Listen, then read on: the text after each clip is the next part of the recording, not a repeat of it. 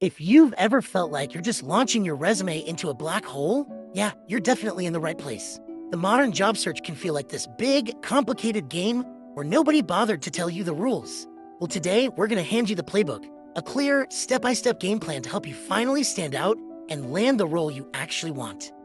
Does this feel a little too real? I mean, for so many people, this is exactly what the job hunt feels like. You're firing off applications left and right, just wondering if a real human being is even seeing them. It is so frustrating. But you know what? Understanding why it's so tough is the very first step to actually beating the maze. Okay, get ready for this, because this one number changes absolutely everything. Studies show that up to 85% of all jobs are filled through networking. Just let that sink in for a second. That means if you're only clicking apply on job boards, you're fighting tooth and nail with everybody else for just a tiny 15% slice of the pie. Yeah, the old spray and pray method? It's officially broken. So let's really get into it. Let's break down this modern job maze. Why are those old strategies just not cutting it anymore?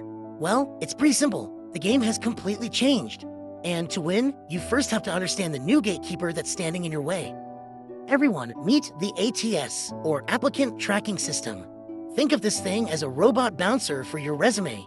Most big companies use this software to scan every single application for specific keywords they pulled from the job description. If your resume doesn't have the right magic words, boom, it gets tossed out automatically. It doesn't matter how perfect you are for the job, a human might never even see your name. And this right here really gets to the heart of the issue. The old way, just blasting out one generic resume to 100 places, that's basically just feeding the black hole. The smart way, the one that actually gets results, is all about quality over quantity. It's about taking the time to tailor your application so it becomes the perfect key for that specific lock, speaking directly to the role, the company, and yep, that robot reading it first. But hold on, before you can tailor anything, you have to be absolutely crystal clear on what you bring to the table. So that brings us to the foundation of your entire job search, really understanding and being able to talk about your own unique value. So how do you figure that out? It's actually way simpler than it sounds. Let's do a super quick exercise right now. First, just jot down 3 things you're good at. Seriously, don't overthink it. Next, for each of those skills, ask yourself, so what? How does this actually help a company? And finally, find your proof. Think of a real, actual example of a time you put that skill to work. And this is what that shift looks like in the real world. This is the magic trick. I mean, anyone can say they know Excel, but reframing it to show the impact, that's a total game changer. You didn't just use a program. You solved a problem. You created real, tangible value. That's the language that makes hiring managers sit up and pay attention. All right, so now that you know your value, let's forge it into your master key. A resume that not only blows past the robot gatekeepers, but also immediately grabs the attention of a human recruiter.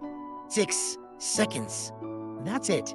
That is the average amount of time a recruiter will spend looking at your resume before they make a snap judgment. You have 6 seconds to make them think, interesting. No pressure, right? But hey, don't panic. We can make every single one of those seconds count. So, how do we win the 6-second challenge? It really comes down to a simple 3-part strategy.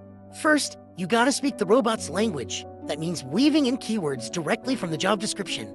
Second, you have to impress the human by focusing on your achievements, not just listing your boring daily tasks. And third, you have to make it easy for both of them with a clean, simple design. Trust me, those fancy fonts and graphics just confuse the ATS. Just look at the night and day difference here. Handled customer inquiries. I mean, what does that even mean? It's so passive. But resolved over 50 inquiries a day, boosting satisfaction by 15%. Now that's an achievement. It's specific, it's got numbers, and it screams that you get real results. This is probably the single biggest upgrade you can make to your resume right now. Okay, your resume is now a powerhouse. But a great resume doesn't do any good if it's just sitting on your computer, right? This is where we stop just clicking apply and start actively opening the right doors with networking and some really cool modern tools. Let's just redefine this word that makes so many people cringe. Networking isn't about awkwardly walking up to strangers and begging for a job. It's just about being curious. It's about learning from people who are doing cool things in your field and building actual genuine relationships. The job opportunities, the referrals, all of that stuff will just naturally follow from those connections. And your toolkit for making these connections is bigger than it has ever been. When you connect on LinkedIn, please do not just send the blank default request. Mention a project they worked on or an article they shared. Use AI tools like ChatGPT as your own personal writing assistant to help you nail that cover letter.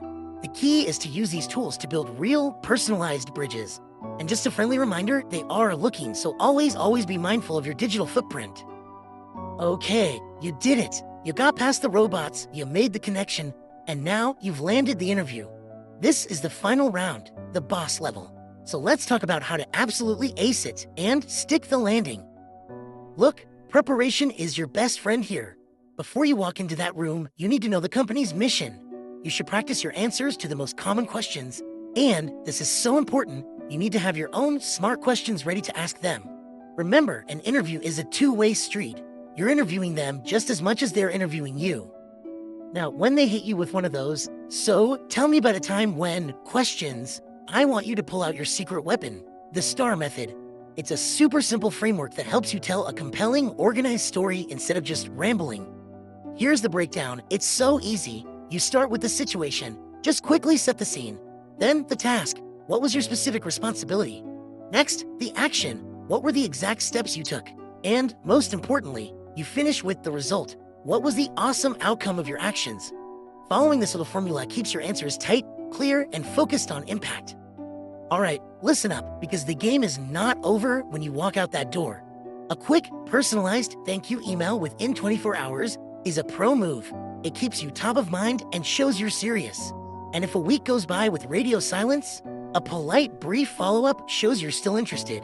It's such a small step, but you'd be shocked how many people skip it. As you're going through all of this, please remember, the goal isn't to be perfect, it's just to make progress. Keep tweaking your resume, keep reaching out to people, and learn something from every single interaction, good or bad.